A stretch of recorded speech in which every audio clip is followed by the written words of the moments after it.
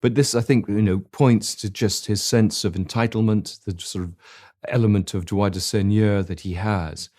He doesn't sort of think of anyone except his own personal interests. And this is why I think he's found it so hard to make any sort of apology or to show any sort of contrition. Tonight, we're taking a close look at Andrew Mountbatten Windsor through a blunt and very public character review that has everyone in royal circles talking. A former girlfriend has spoken openly, describing him as ignorant, entitled, and believing the world owes him something. These remarks come from Susanna Constantine, a well-known TV personality who once dated Princess Margaret's son, David Armstrong Jones. She says she spent time around Andrew, and what she saw left a strong impression. Her words are direct, honest, and fit a pattern seen in his behavior over the years. We'll go through what she said, why she said it, and how these new comments add to the growing picture of a man whose fall from grace has been both public and dramatic. We'll also explore another woman from Andrew's past who predicted his troubles over 40 years ago with striking accuracy. If you follow this channel, you know fresh details about Andrew's character keep emerging, and none of them are flattering.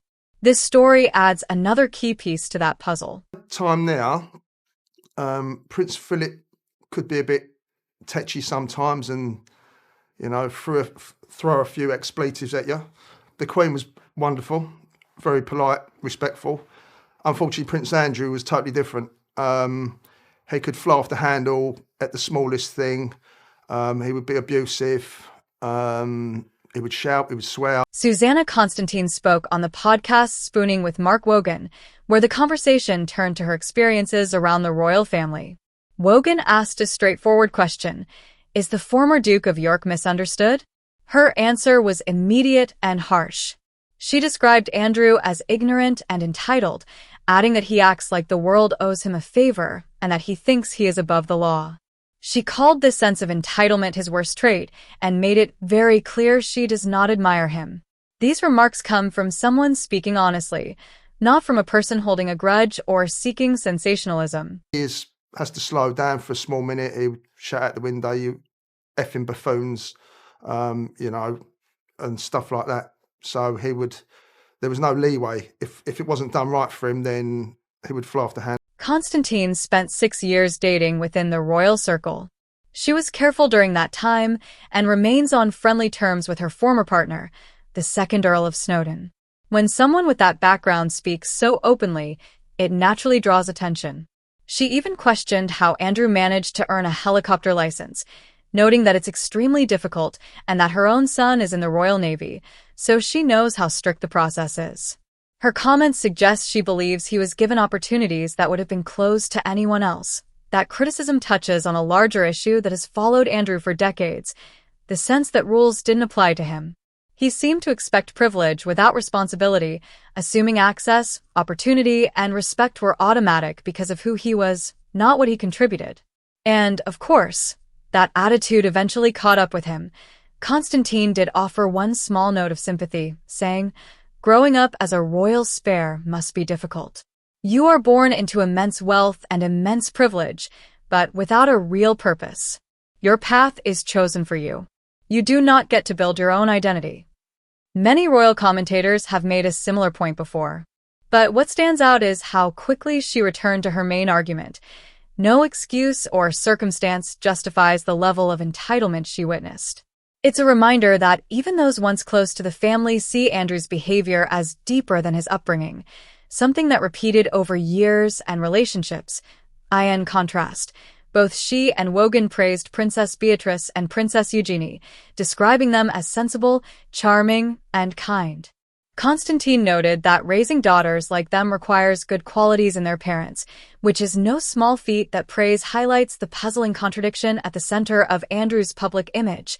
2 daughters widely respected for their decency, and parents known for arrogance, denial, poor judgment, and a lifetime of scandals. People on his side. I think Charles gave an undertaking to their mother that he would take care of Andrew, but no one in the royal family likes him.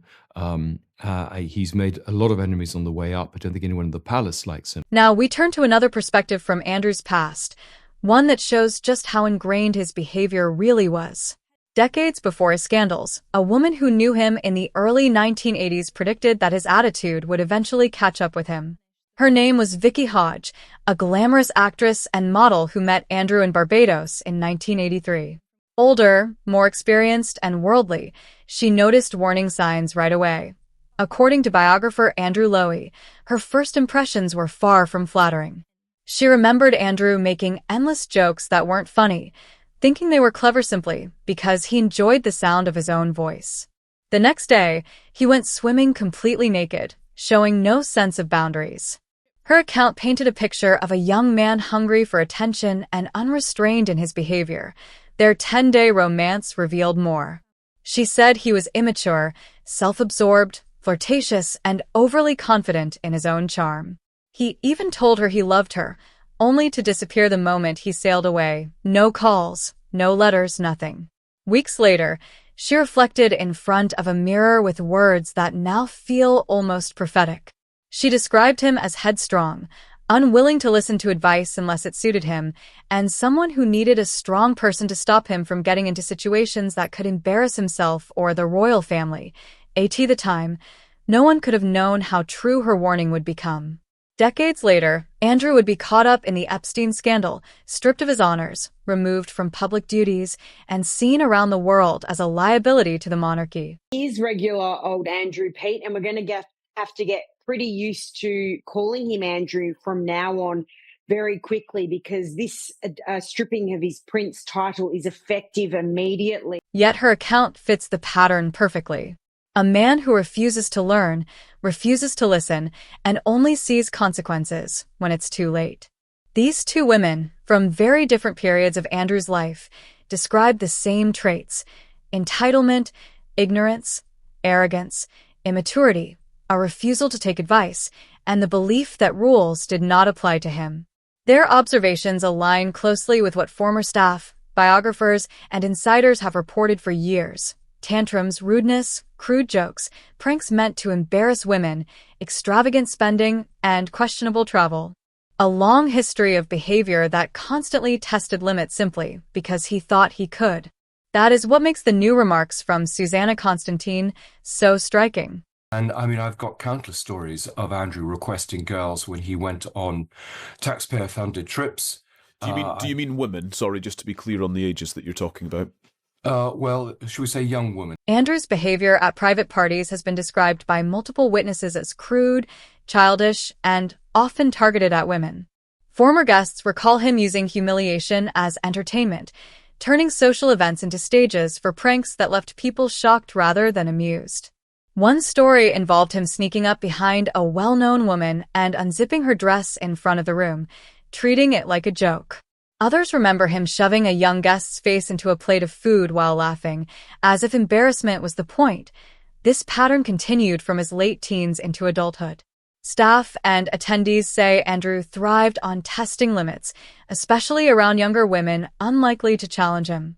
Witnesses describe crude jokes, physical pranks, and behavior unthinkable for most people, let alone a royal. The most repeated detail is that he never seemed embarrassed or apologetic. He enjoyed being the center of attention, even at someone else's expense. These accounts show a man whose immaturity and disregard for others were clear long before his later scandals. Andrew Mountbatten Windsor once lived a life of privilege, access, and unearned favor. Today, he faces the consequences: no public role, no titles, and pressure to leave Royal Lodge. New stories keep emerging from people who knew him, all painting the same picture. Share your thoughts in the comments. I read every single one. For ongoing coverage of royal scandals behind the scenes, subscribe and turn on notifications. More chapters are coming, and I'll cover every one. Thank you for watching.